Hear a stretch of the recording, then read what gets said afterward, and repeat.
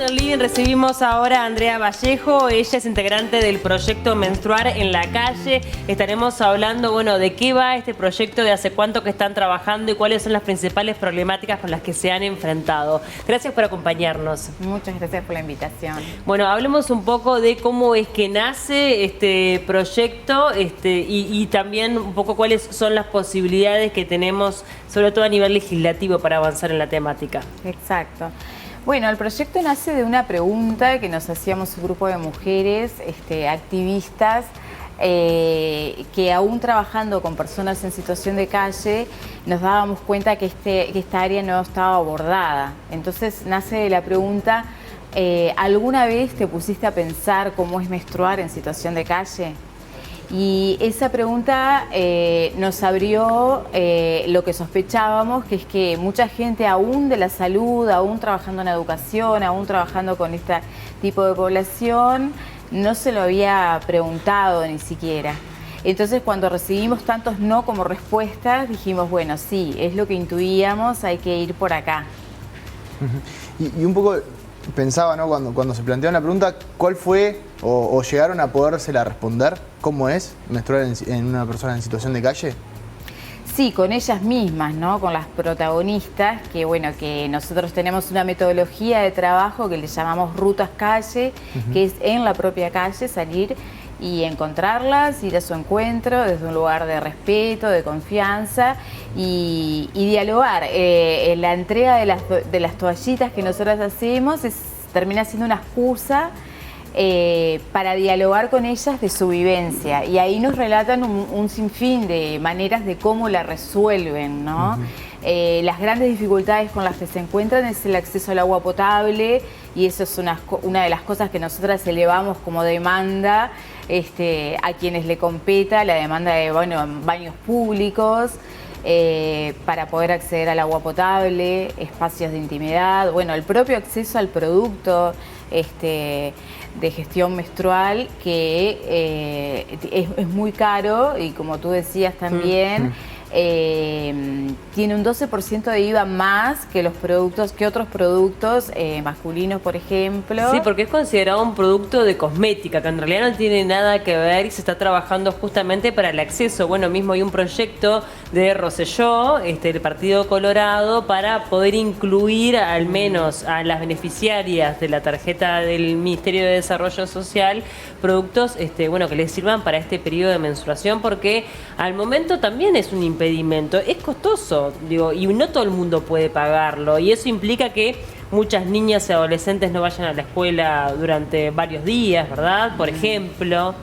Exacto, nosotros hablamos mucho del concepto de pobreza menstrual, porque es esa pobreza a la hora de adquirir el producto y bueno, muchas mujeres que a veces no participan de alguna instancia y uno se pregunta por qué o atribuimos a otras razones y tiene que ver con esto.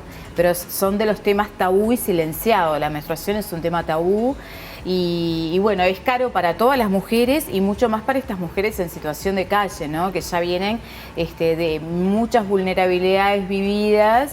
Y nosotras trabajamos también en el concepto de feminización de la pobreza, o sea, ellas vienen de múltiples pobrezas y la menstruamos como vivimos, ¿no? Entonces la menstruación pasa a ser una más de las pobrezas vividas. Sí, que además tampoco no es específica para cada nivel sociocultural o socioeconómico, sino que es para todas por igual, y en definitiva algunos tienen más posibilidades de poder cubrir esa situación y obviamente las mujeres que están en situación de calle no. Y es realmente alarmante, me parece, que dentro de las problemáticas que surjan, una de ellas sea, por ejemplo, el acceso al agua potable. Me parece que es como algo que está por fuera de... Es como algo muy básico, como para pensar de que realmente sea una problemática, ¿no? Sí, con los derechos humanos en realidad. Exacto. Directamente, exacto, ¿no? O sea, atenta contra los derechos humanos. Es como muy grave, ¿no? Esa situación. Es muy grave. Hablamos de derechos de salud en cuanto a lo que es la menstruación y su vivencia, y derechos humanos en cuanto al no acceso al agua, bueno, al no acceso a un techo, a la vivienda. Hay una marcada diferencia de clase social, de sesgo social, porque hay toda una romantización de lo que es la vivencia vivencia de la menstruación en otras clases sociales. Y ellas no, todo lo contrario, claro, lo viven como algo horrible que les arruina su sobrevivencia en calle. Sí. Y ustedes, a partir de, bueno, de esta movida de acercarse a ellas, que me imagino que tampoco es fácil porque, bueno, son personas que muchas veces están afectadas a nivel psíquico o que no confían en otras personas, luego que generan este acercamiento, ¿cómo es el vínculo? ¿Ustedes van semanalmente o mensualmente? ¿Ya las conocen? ¿Ya hacen el recorrido? ¿Cómo es que trabajan con ellas? Y después también preguntarte qué es lo que sale de ese vínculo, ¿no? Lo que de alguna manera vos comentaste que abordan otras problemáticas a partir de este nexo. Exacto. Nosotros definimos una de las líneas de trabajo son las rutas calle, que es salir al encuentro de ellas. Establecemos días fijos, pero que los vamos moviendo en función de la demanda que vamos encontrando. Es una población que de por sí es muy difícil de que los hábitos no están como demasiado incorporados, entonces es muy difícil que tú le digas el jueves a las 18 nos encontramos, muchas veces vamos y no están. Entonces hay que como generar ese vínculo y ese encuentro.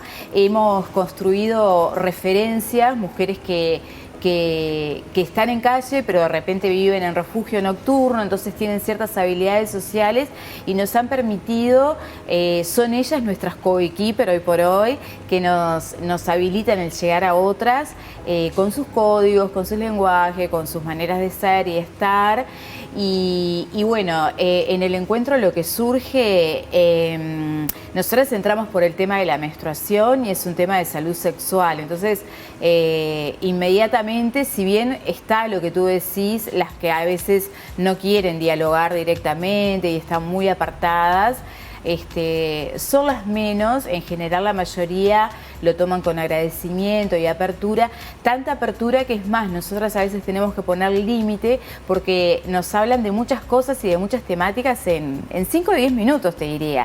En 5 o 10 minutos pasamos a hablar de la menstruación, a sus vivencias de la sexualidad, a de repente abusos sexuales que han vivido en la infancia, a ser prostituidas en calle y temáticas muy fuertes que, como yo siempre digo, bueno, con las mujeres que salimos tenemos que tener como espalda para sostener todas esas temáticas, sostener la escucha, sostener la atención y también son demandas que quedan abiertas, ¿no?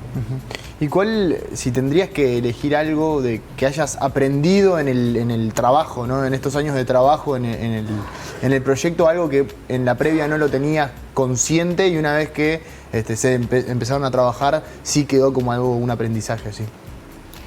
Y la potencia de sus historias de vida, sus narrativas de vida, como desmitificar esto de que la que está en calle, bueno, siempre es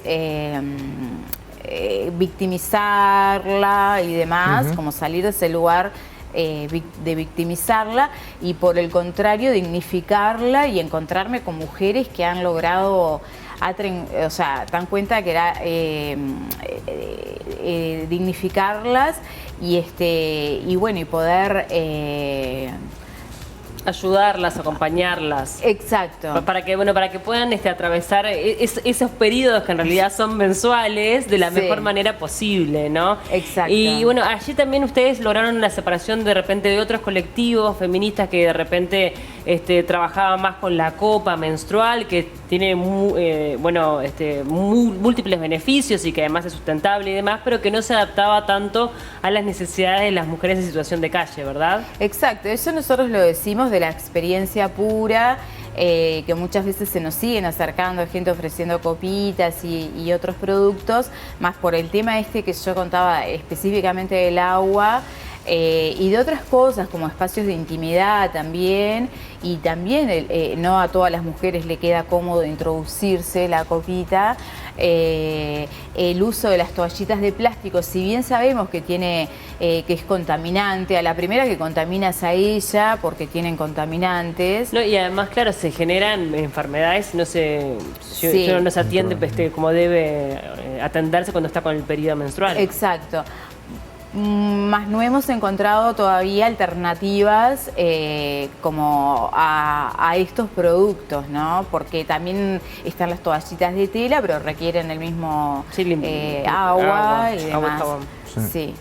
Uruguay, ¿cómo está hoy en cuanto a normativa que, por lo menos a nivel primario, entiendo que es nula? La normativa, las leyes en sí, que cubran este tipo de situaciones, y qué ejemplos hay en el mundo como para que Uruguay pueda copiar o desarrollar una idea. Claro, en Uruguay quedamos en ese avance de anteproyecto que fue en el 2020, donde se incluyeron las canastas Mides y las toallitas. Sabemos que hay centros de salud, refugios y demás que dan cuando pueden, porque no es algo que está previsto, sino que es algo que, bueno, que si hay, a veces se les entrega, pero no está en la agenda de las políticas públicas. Nosotros queremos politizar el tema, ese es nuestro objetivo también, darle visibilidad, politizarlo y que pueda ingresar a las agendas públicas. Tenemos ejemplos de varios países y, por ejemplo, nombro uno de América Latina, porque uno cree que a veces pasa todo esto en Europa, sí, pero en México hay varios estados, ellos funcionan distinto por estados, que han regularizado y bueno, cambia muchísimo el vínculo de la mujer con el producto, de la mujer con la menstruación en sí y de la salud sexual. Mira, tenemos un mensaje que nos acaba de llegar a través del 092418703 contando una experiencia. Buenas tardes, soy Fernanda de Camino Maldonado, kilómetro 16. Los miro siempre, el tema es muy triste. Yo fui al Maciel a atenderme y estaba en sala de espera, había una señora que se notaba que estaba con su periodo menstrual y sus piernas y ropa sucia. Se notaba que era una persona en situación de calle, pedía en puertas si podían ayudarla porque ella estaba ahí pidiendo comida y no me dieron importancia, y también se notaba que tenía algunos problemas psiquiátricos, contando una situación, por ejemplo, que la vivió, que la vio de primera mano y que es algo con lo que ustedes se enfrentan habitualmente. ¿Con cuántas mujeres han podido trabajar en situación de calle? En situación de calle hay menos mujeres que varones, aunque eso está en aumento, pero nosotros estamos llegando a un promedio entre 30 y más mujeres, pero no llevamos un total registro porque hay muchos encuentros que se dan de forma espontánea, entonces, bueno, esos quedan como sin registro. Sí sabemos que este número que yo digo son las que nos esperan, las que mensualmente hemos construido como algún lugar de encuentro y demás. Después hay mucho trabajo que se hace muy de forma bastante espontánea, adaptándonos a sus historias de vida, ¿no? Bueno, están cerca de una olla popular, por ejemplo, y nos acercamos allí, están cerca de alguna actividad y nos acercamos allí, y bueno, y así les entregamos. Mencionaste la intención de politizar el tema y un poco llevarlo a la esfera pública para poder discutir, que me parece muy interesante, y nombraste el anteproyecto que estaba en discusión. ¿En qué situación está actualmente y qué chances hay de que pueda salir efectivamente? Nosotras lo que tenemos conocimiento es que quedó detenido y que no se ha retomado. Cuando iniciamos el proyecto tomábamos contacto con algunas diputadas y demás, pero bueno, yo exhorto e invito que ese sea una posibilidad, que se revise el tema y se tome en la agenda pública como un tema de total importancia. Esa es una de las líneas de nuestro trabajo, pero estamos como en cero, digamos. ¿Entregar las toallitas sería suficiente o es necesario que se abarque un poco más de los diferentes productos para que sea una atención por lo menos básica? No es suficiente y tampoco es en lo que nosotras nos quedamos, ¿no? Nosotros, la entrega de las toallitas es porque existe ese agujero a nivel público, pero bueno, nosotras salimos a calle a entregar las toallitas también como manera de visibilizar, problematizar e invitar a ellas y al resto de la sociedad, que es a veces otras mujeres que donan las toallitas, porque nos manejamos con eso, con donaciones, que bueno, que se tome conciencia de que estamos hablando de derechos de salud sexual, claro, vulnerados. ¿Y qué atención, perdón Paula, qué atención debería de existir por parte de las políticas uruguayas para que sea suficiente, además de las toallitas femeninas? Bueno, por un lado, bajar el precio de los productos, eso para todas las mujeres, porque es caro para todas las mujeres de toda clase social, y específicamente con estas mujeres, que pueda ser de entrega gratuita y de mayor acceso, sean centros de salud, sean dispositivos del Estado. No, y el acceso al agua también. Y por supuesto, en realidad acá hay que trabajar más el tema feminización de la pobreza. O sea, en primer lugar, estas mujeres no deberían estar en calle y hay que empezar por ahí. Claro. Y bueno, una de las consecuencias es menstruar en calle, como tantas otras vivencias que suceden, pero estas mujeres no deberían estar en calle. Y las que están en refugio, que también las consideramos en calle, porque solo duermen en ese refugio, tampoco deberían estar viviendo en esos lugares. O sea, bueno, la idea es justamente problematizar todo lo que es feminización de la pobreza con todas sus variables.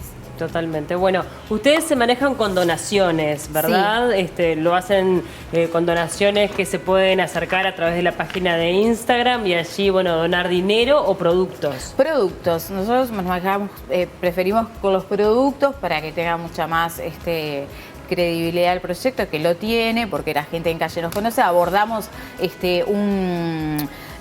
un territorio, un área, hemos hecho un mapeo que es toda la zona sur, Ciudad Vieja, Barrio Sur, Palermo, hasta Tres Cruces, y nos manejamos con donaciones, @menstruar en calle Montevideo en Instagram, por ahí se pueden comunicar con nosotras y entregarnos productos, toallitas, y así venimos sobreviviendo. Bien. Hace 3 años. ¿Cuántas son ustedes las que forman parte del proyecto? Las que salimos a la calle somos pocas, somos 4 más o menos, 3 o 4, pero ha rotado mucho, es decir, que cada tanto hay un empuje de gente que se suma al proyecto, después se retira, es difícil sostener la participación de las compañeras. Es todo honorario, ¿no?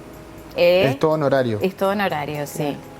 Bueno, invitamos a todos los que estén interesados en hacer la donación correspondiente, que se puedan acercar a través de su página de Instagram, Menstruar en Calle, y a partir de allí hacer la donación de productos para al menos mejorar un poquito, mínimamente, la calidad de vida de mujeres en situación de calle en nuestro país, y de alguna manera también dar visibilidad a esta problemática que abarca muchísimas más. Esto es una cadena, es como, bueno, un punto más a tocar, pero que en definitiva están trabajando puntualmente para solucionarlo, ¿verdad? Exacto. Muchas gracias por acompañarnos, fue un gusto recibirte. Bueno, muchas gracias por interesarse en la temática. Gracias.